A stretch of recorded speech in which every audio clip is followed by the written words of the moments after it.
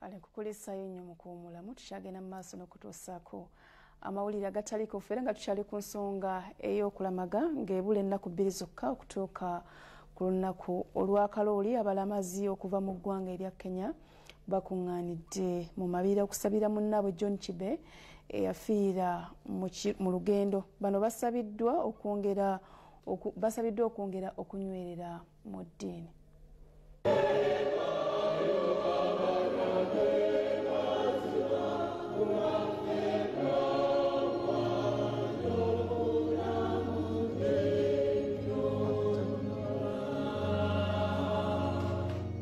Abalamazi abalala bakyagenda e Namugongo nga kubano kwe kuli Bannakenya abeegatiddwa akabavudde mu bitundu ebirala okuli Bukiso ne Bukedde abeetabye mu kitambiro kya Misa okujjukira bannaabwe abazze bafiira mu lugendo olw'okulamaga e Namugongo. Mu bajjukiddwa ye mugenzi John Kibe eyafiira e Buwola Mabira mu mwaka gwa 1997 bwe yali alamaga e Namugongo. Misa ekulembeddwa Reverend Father Joe King bwana mukulu w'ekigo ky'Embiko ng'ayambibwako bafaaza abalala okuva Kisumu, Eldoret ne Nakuru mu Kenya.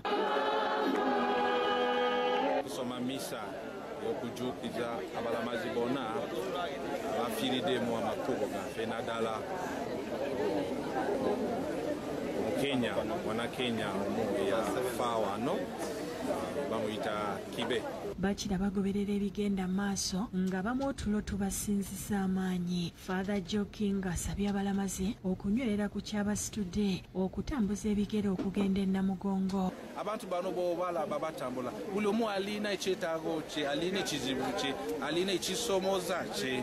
Adumira polisi y'ebiduka mu bitundu bya Sezibwa Yetoro n'abakristaayo abavudde mu disitulikiti okuli Bugiri, Budaka, Butaleja n'endala bagumidde ekire ky'enkuba ebasanze ku lugendo lwabwe. Emu ebakubidde mu Mabira ate endala ebasanze mu kibuga Mukono.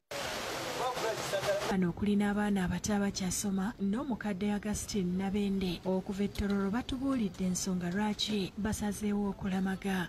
Okunaaza kwe tufunye mu nkuba eyo etuggyemu ebibi ebitubaddemu ebinaaza byonna ebizito byonna byetubaddemu.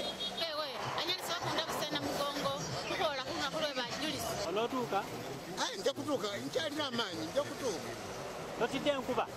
Enkuba sizitidde. Ekigambo kino eky'okutambula nga tulamaga tuba tutambula nga tufumintiriza ku bigambo n'obuweereza obwa Uganda Matters e Namugongo. Mukasa Kivumbi ne Henry Nsubuga be bakusakidde eggulire lino.